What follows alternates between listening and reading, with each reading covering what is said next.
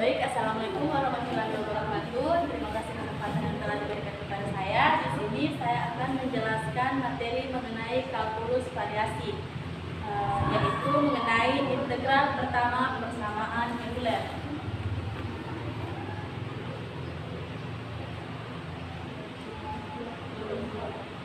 Jika kita mempunyai fungsi f dengan variabel x, y, dan y aksen, maka kita ketahui bahwa persamaan Eulernya adalah d per dx do f per do y aksen dikurang do f per do y sama dengan 0. Ini merupakan persamaan Euler. Namun,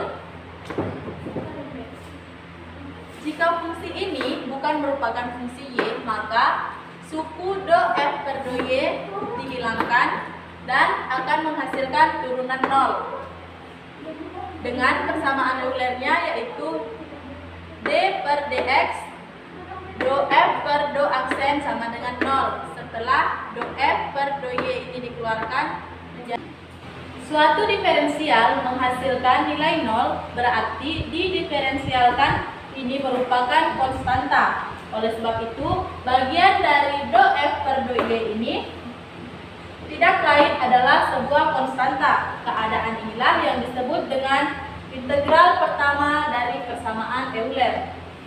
Langsung saja kita melangkah ke contoh pertama.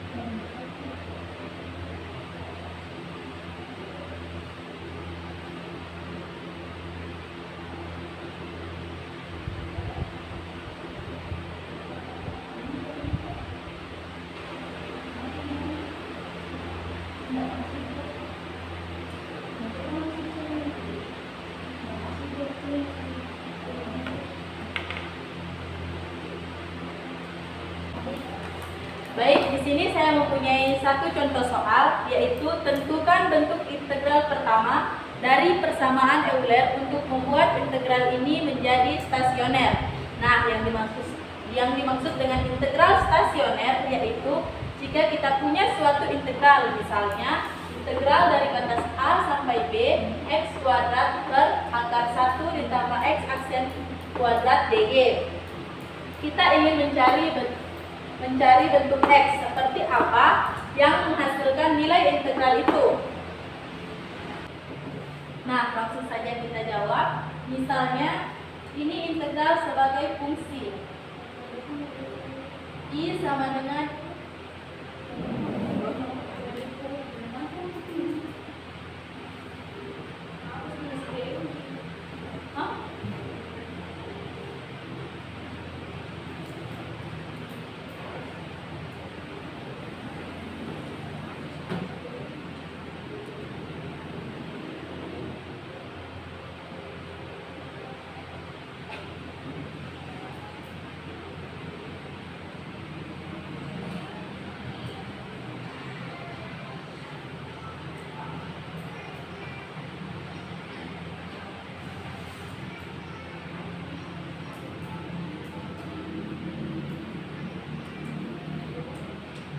baik, misalnya kita mempunyai fungsi I sama dengan integral fungsi x aksen dy. Jika kita ingin mendapatkan integral pertama, maka fungsi tersebut harus memenuhi persamaan Euler d per dy do f per do x aksen sama dengan do f per do x sama dengan 0. Nah, kita ingin mencari bentuk x seperti apa yang memenuhi persamaan di atas ini. Integral pertama maksudnya jika kita punya fungsi turunan pertama terhadap x sama dengan 0. Misalnya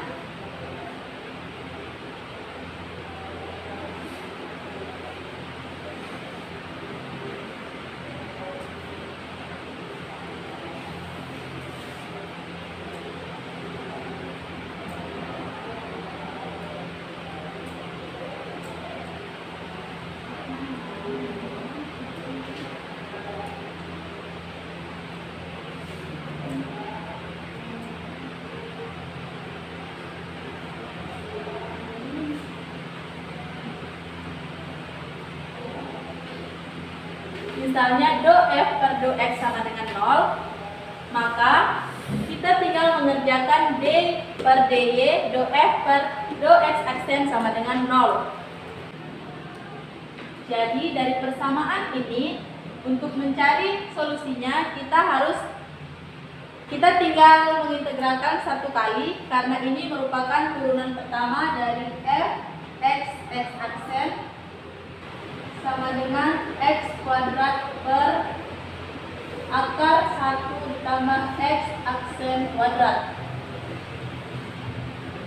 Nah, yang jadi permasalahan di sini, kalau kita memasukkan fungsi F ke persamaan Euler, dia akan 0 karena dia juga merupakan fungsi dari Fx.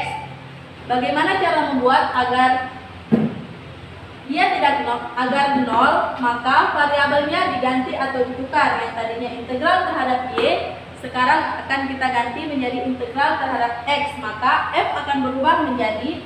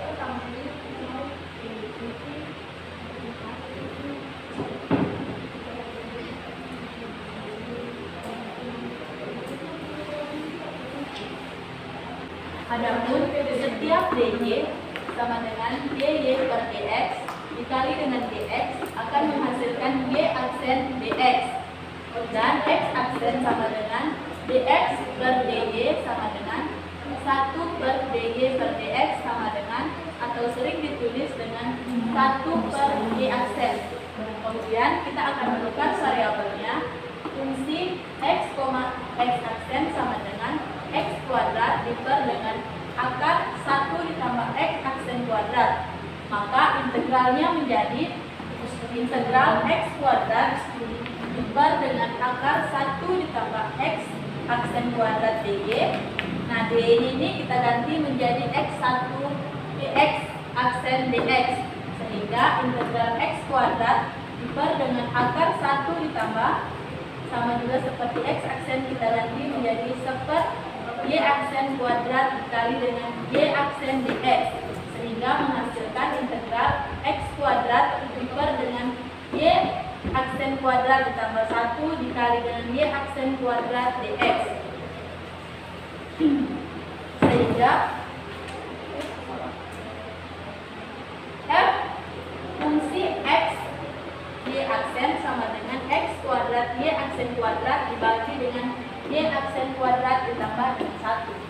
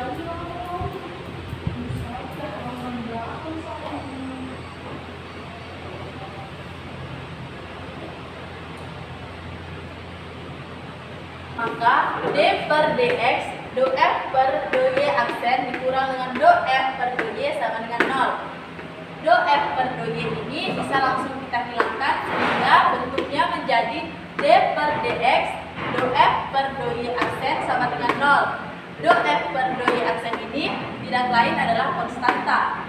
Sehingga do f per do y aksen akan menghasilkan x kuadrat y aksen kuadrat diper dengan y aksen kuadrat ditambah dengan 1. Selanjutnya akan kita turunkan satu-satu menggunakan aturan rantai. 2x kuadrat y aksen diper dengan y aksen kuadrat ditambah 1 seper 2 dikurang seper 2 x kuadrat y aksen kuadrat per y aksen kuadrat ditambah 1 3 per 2 dikali dengan 2y. Ini 2-nya dapat langsung kita coret hingga menghasilkan 2x kuadrat y aksen diper dengan y aksen kuadrat ditambah 1 seper 2 dikurang dengan, ini tadi 2-nya sudah dicoret, menjadi x kuadrat y aksen kuadrat diper dengan y aksen kuadrat ditambah 1 3 per 2 sehingga menghasilkan x kuadrat y aksen diper dengan y aksen kuadrat ditambah 1 seper 2 dikurang y aksen kuadrat diper dengan y aksen kuadrat ditambah 1 sehingga hasilnya menjadi x kuadrat y aksen diper dengan y aksen kuadrat ditambah 1 seper 2 y aksen kuadrat ditambah 2 per y kuadrat ditambah 1 ini merupakan konstanta. Jadi ini semua merupakan turunan terhadap f dari y aksen, jadi semuanya menghasilkan.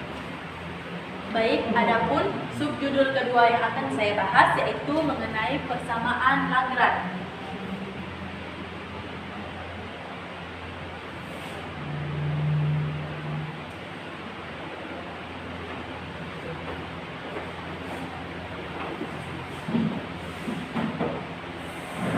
Nah, perlu diketahui persamaan Lagrange ini sering kita gunakan untuk mencari persamaan gerak benda dalam mekanika.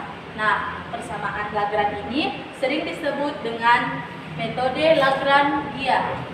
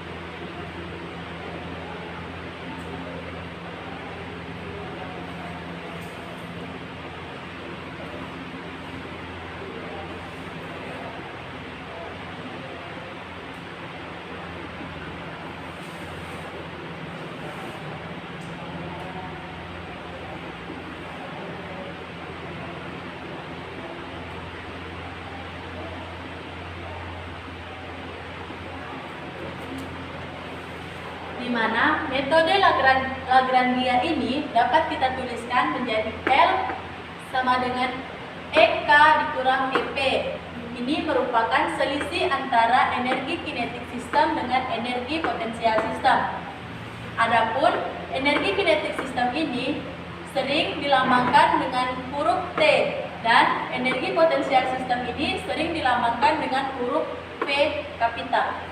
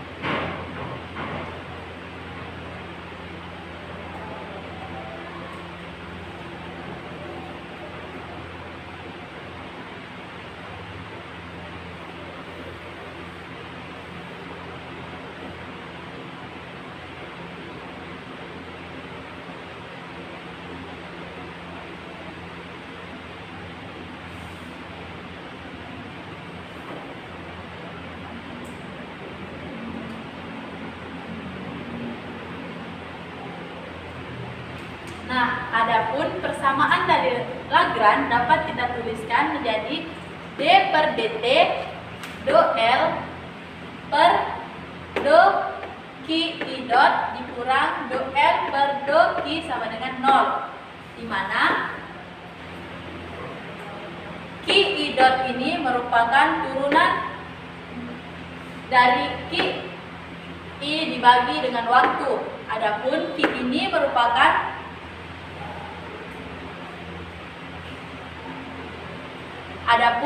Q ini merupakan besaran dari posisi benda dalam sebuah sistem koordinat.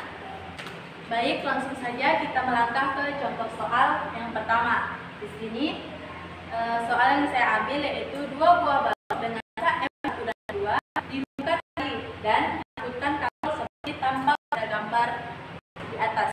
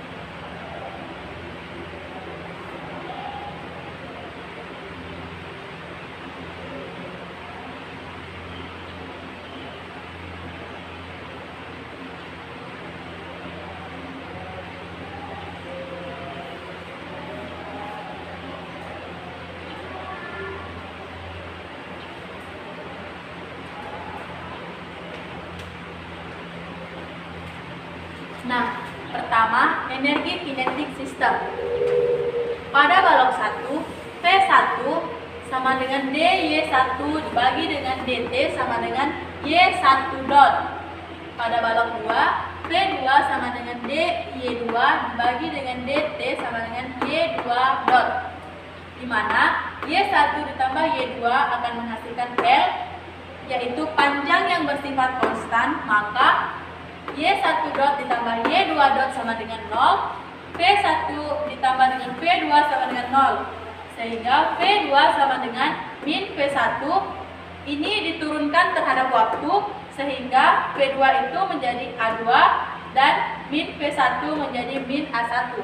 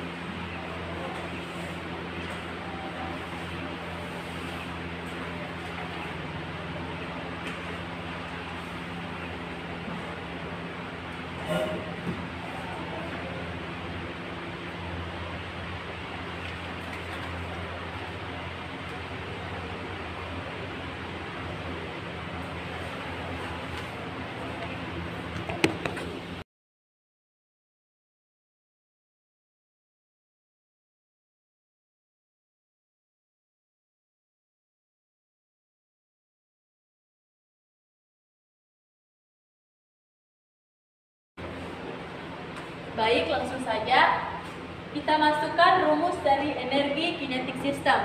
T sama dengan 1/2 F1 dikali V1 kuadrat ditambah 1/2 M2 dikali V kuadrat sama menghasilkan 1/2 F1 dikali Y1 kuadrat dot ditambah 1/2 M2 dikali Y2 kuadrat dot. di mana Y1 kuadrat dot itu nilainya sama dengan Y2 kuadrat dot, sehingga dapat ditulis 1/2 M1 ditambah M2 dikali dengan Y1 kuadrat dot. Adapun rumus dari energi potensial sistem adalah P sama dengan minus M1 dikali G Y1 ditambah minus M2 dikali G Y2 akan menghasilkan minus M1 dikali G Y1, positif dikali negatif akan menghasilkan negatif, M2G dikali dengan L dikurang Y1, di mana L itu merupakan Y1 ditambah Y2.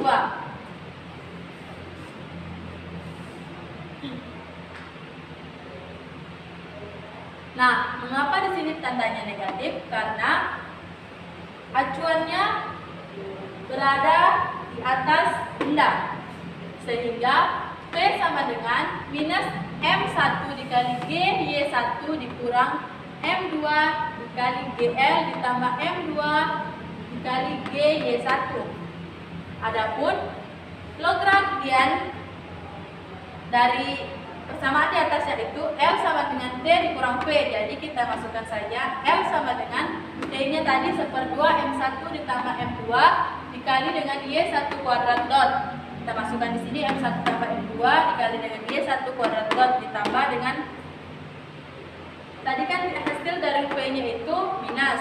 Minus ketemu minus akan menghasilkan positif. Maka M dimasukkan M1 dikali G Y1 ditambah M2 G Y1 dikurang dengan M2 dikali G Y1.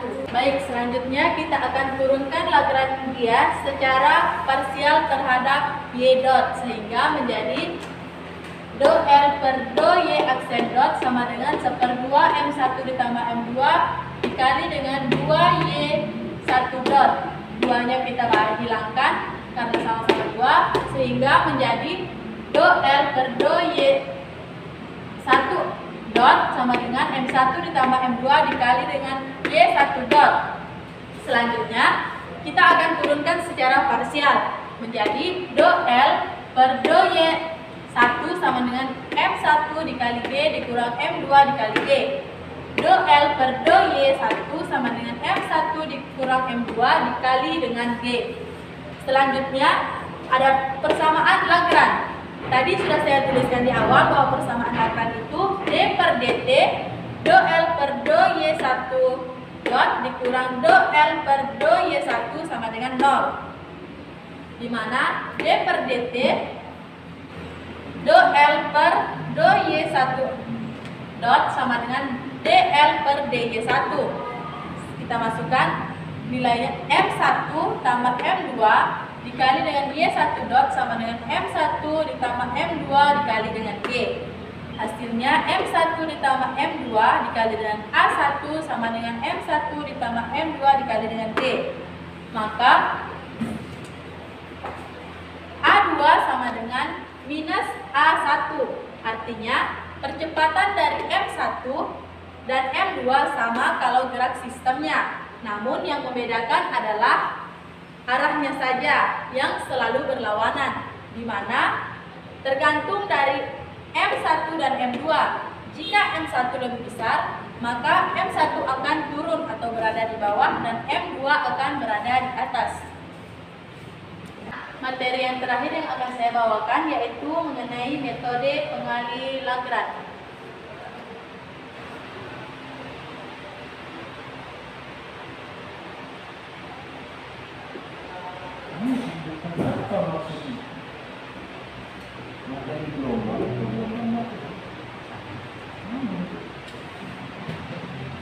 Nah, di sini kita akan memaksimalkan atau meminimalkan suatu fungsi terhadap kendala, di mana fungsi itu dapat ditulis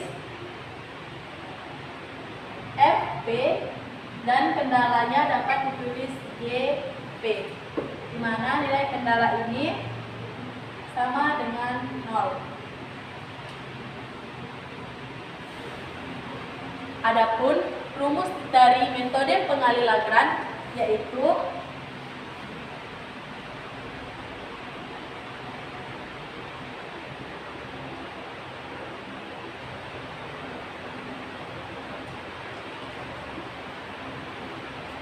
Nah, langsung saja kita ke contoh, yaitu carilah nilai maksimum dari fungsi x, y sama dengan xy terhadap kendala di sini. Nilainya yaitu 4x kuadrat ditambah 4y kuadrat kurang 36. Selanjutnya dari persamaan ini kita turunkan secara parsial terhadap x, y maupun lambda. Pertama kita awali dari menurunkan terhadap x sama dengan yaitu y tambah 8 lambda x, 0 sama dengan y ditambah 8 lambda x, di mana 8 lambda x ini pindah luas menjadi negatif 8 lambda x sama dengan y, lambda sama dengan y diper dengan min 8x. Sama seperti penurunan dari x, y juga melakukan hal yang sama, yaitu y sama dengan x ditambah 18 lambda y, 0 sama dengan x ditambah 18 lambda y, di mana 18 lambda y pindah ke ruas kiri menjadi minus 18 lambda y sama dengan x. Lambda sama dengan x per min 18y. Adapun nilai dari turunan x dan y ini harus sama, sehingga kita tuliskan menjadi y per min 8x sama dengan x per min 18y. Minnya kita hilangkan, sehingga kita kali silang menjadi 18y kuadrat sama dengan 8x kuadrat. Y kuadrat sama dengan 8x kuadrat. 18 yang pindah menjadi pembagi, 18 kita sederhanakan menjadi 4 per 9x kuadrat. Selanjutnya turunan terhadap lambda yaitu 4x kuadrat ditambah 9y kuadrat dikurang 36. 0 sama dengan 4x kuadrat ditambah 9y kuadrat dikurang 36. Kita substitusi, 0 sama dengan 4x kuadrat ditambah 9y kuadratnya kita ganti dengan 4 per 9 x kuadrat dikurang 36. 0 sama dengan 9 nya habis, sisa 8x kuadrat dikurang 36. Nah, 8x kuadrat ini pindah luas sama dengan 36. X kuadrat sama dengan 36 dibagi dengan 8, kita sederhanakan menghasilkan 9 per 2. Ini masih mengandung x kuadrat. Selanjutnya x sama dengan plus minus akar 9 per 2. Akar 9 ini bisa kita keluarkan sehingga menjadi plus minus 3 per akar 2. Atau dalam matematika itu bentuk penyebutnya itu lebih baik, sebaiknya menyebutnya itu bilangan rasional. Jadi bisa dituliskan plus minus 3 per 2 akar 2. Selanjutnya kita substitusi lagi, y kuadrat sama dengan kita masukkan nilai y kuadrat 4 per 9 dikali dengan x kuadratnya itu tadi nilainya 9 per 2, sehingga 9 bisa dicoret. Y kuadrat sama dengan 4 dibagi 2 sama dengan 2. Y sama dengan plus minus akar 2. Nah, yang terakhir selanjutnya kita mencari nilai maksimal dari x, y. X, y sama dengan 3 per 2 akar 2 dikali dengan akar 2. Seperti ini tadi. Terus akan menghasilkan 3, atau bisa juga kita menggunakan negatif, yaitu 3 per 2 akar 2 dikali dengan akar 2 sama dengan 3. Hasilnya akan tetap sama. Maka nilai maksimum dari contoh soal yang saya bawakan itu adalah 3. Jadi jika tidak ada yang ingin ditanyakan, saya akan akhiri pembawaan materi pada hari ini mengenai ditutup dengan submateri metode penggali Laprane. Itulah tadi materi yang dapat saya bawakan. Lebih dan kurangnya mohon dimaafkan. Saya ucapkan wabillahi taufiq wal hidayah. Wassalamualaikum warahmatullahi wabarakatuh.